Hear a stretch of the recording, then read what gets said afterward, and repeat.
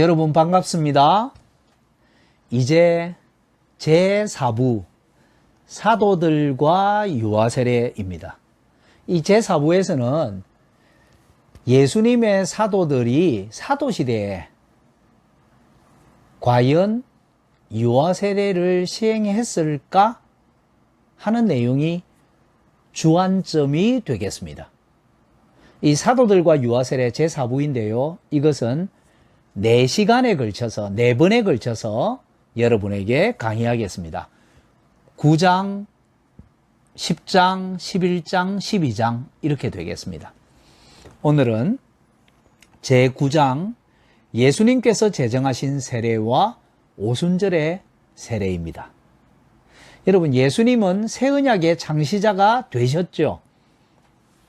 예수님께서 친히 새 언약의 성례를 2가지 제정하시는데 여러분이 잘 아시는 대로 세례와 성찬입니다. 우리가 세례와 성찬, 세례 받은 사람이 성찬에 참여하니까요. 세례와 성찬하지만 예수님께서 제정하신 순서로 보면 잡히시던 날 밤에 성찬을 제정하셨고요. 부활하신 후에 세례를 제정하셨죠. 마태복음 28장 19절 20절에 예수님께서 아버지와 아들과 성령의 이름으로 세례를 주라 이렇게 하셨죠. 새 포도주 시대가 도래했습니다. 새 포도주를 낡은 가죽부대에 담을 수가 없죠. 생배 조각을 낡은 옷에 붙여서는 안 되죠. 그러므로 새 언약 시대에는 새 언약 시대에 걸맞은 성례가 필요합니다. 그래서 세례가 옛 언약 시대의 표인 할례를 대신하게 되는 것이죠. 그렇다면 구약의 할례는 유아들이 받았는데 신약에는 유아들이 안 받았다, 세례를. 이렇게 말하는 게 너무 이상하지 않습니까?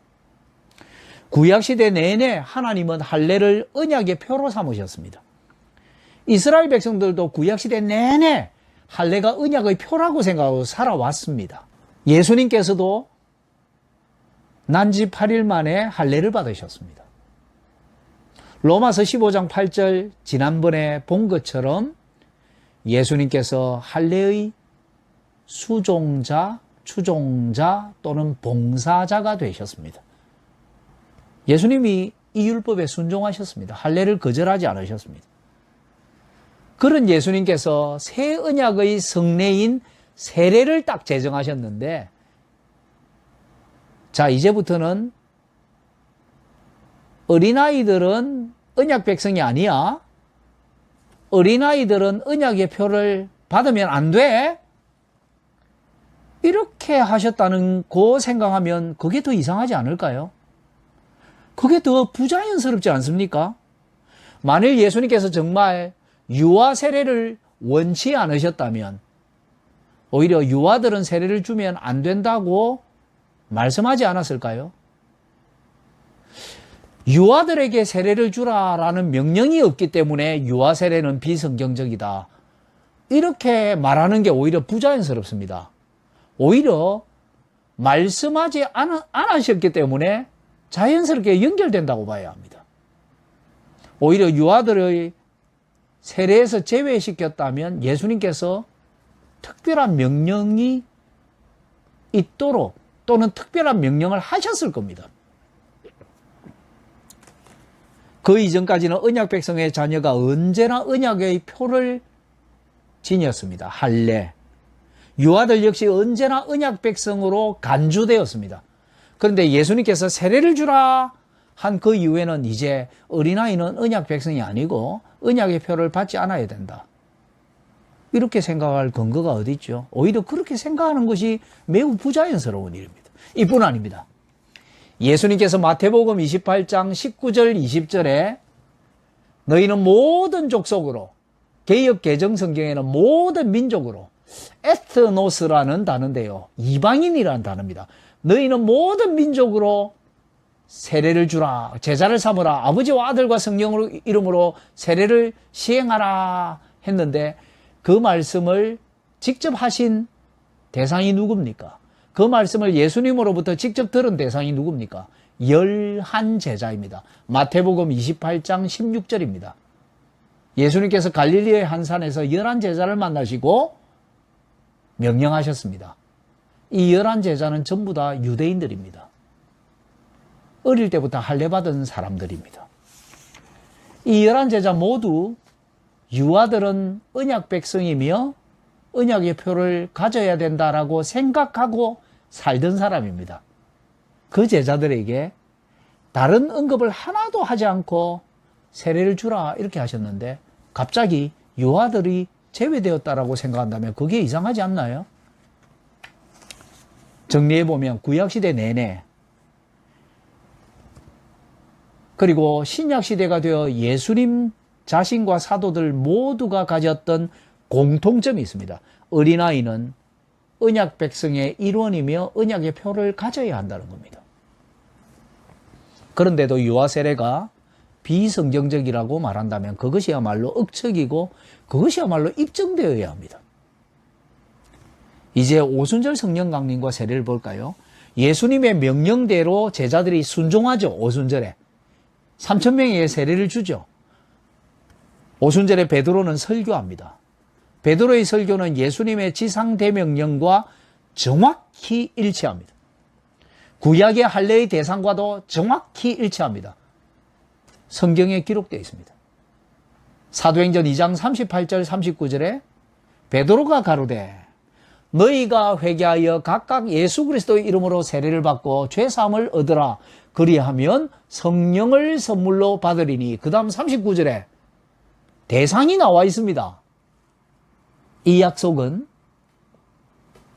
너희와 대상입니다. 너희와 너희 자녀와 모든 먼데 사람 곧 주 우리 하나님이 얼마든지 부르시는 자들에게 하신 것이라. 자, 대상이 딱 나와 있죠. 이 약속은 너희들이 세례를 받으라. 이 약속은 너희와 너희 자녀와 모든 먼데 사람 주 우리 하나님이 얼마든지 부르는 사람. 여러분, 세례의 대상입니다. 너희는 누굴까요? 여기서 여러 나라에서 모였기 때문에 이방인입니까? 여러분, 사도행전 2장 22절과 36절을 보면 이렇게 되어 있습니다. 22절에 이스라엘 사람들아 이 말을 들어라. 36절 그런즉 이스라엘 온 집이 정령 알지니. 오순절에 모인 사람들은 세계 각지에서 왔지만 유대인들입니다. 그들 중에는 유대인으로 귀화한 사람들도 물론 있을 거지만 팔레스타인에 살던 유대인도 있고 디아스포라 유대인이라고 해서 전 세계 각지에 살던 유대인들이 절기를 지키러 온 겁니다. 그래서 22절과 36절에 이스라엘 사람들아 이렇게 하지 않습니까? 너희가 누구죠? 유대인입니다. 너희 자녀 누구죠? 그들의 자녀입니다. 그리고 모든 먼데 사람은 이방인까지 포함하는 겁니다. 여러분, 할례에서 세례로 성례의 형태가 바뀌었다고 해서 대상이 바뀌었을까요? 창세기 17장에 보면 하나님께서 할례를 제정하실 때 첫째, 이스라엘 백성이 할례를 받게 하죠. 아브라함의 혈통입니다. 그래서 두 사람이 할례 받았습니다. 아브라함과 이스마엘. 그때는 난지 8일 만에는 못 받았죠. 첫 번째 할례니까요. 그런데 21장에 보면 창세기 21장에 이삭은 난지 8일 만에 할례를 받았죠. 아브라함과 아브라함의 자손이 받았습니다. 그리고 누가 받았죠? 아브라함의 종들이 받았습니다. 여러분, 아브라함과 아브라함의 자손이 받았습니다. 그리고 아브라함의 종들이 받았습니다. 너희와 너희 자녀와 모든 먼데 사람. 베드로의 설교는 누가 세례의 대상인지 명시합니다. 너희 자녀와. 그래서 사도행전 2장 41절에 그 말을 받는 사람들은 세례를 받으며 이날에 제자의 수가 3,000이나 더하더라. 여러분, 여기에 유아가 포함되었다는 말이 없지 않은가? 이렇게 말하는 것이야말로 문맥을 안 보는 거죠. 유아가 포함 안 됐다고 본다는 게 너무나도 이상한 일입니다. 베드로가 설교했고, 그리고 이 설교는 예수님의 말씀과 부합하며 예수님의 지상대명령에 대한 순종입니다. 그리고 그대로 세례를 시행했습니다. 이 3,000명 안에 유아들이 없을까요? 성경에 기록이 되지 않으니 모르겠다 할까요? 베드로가 이렇게 설교했는데, 여러분, 유아들도 신자의 자녀도 세례의 대상입니다. 고맙습니다.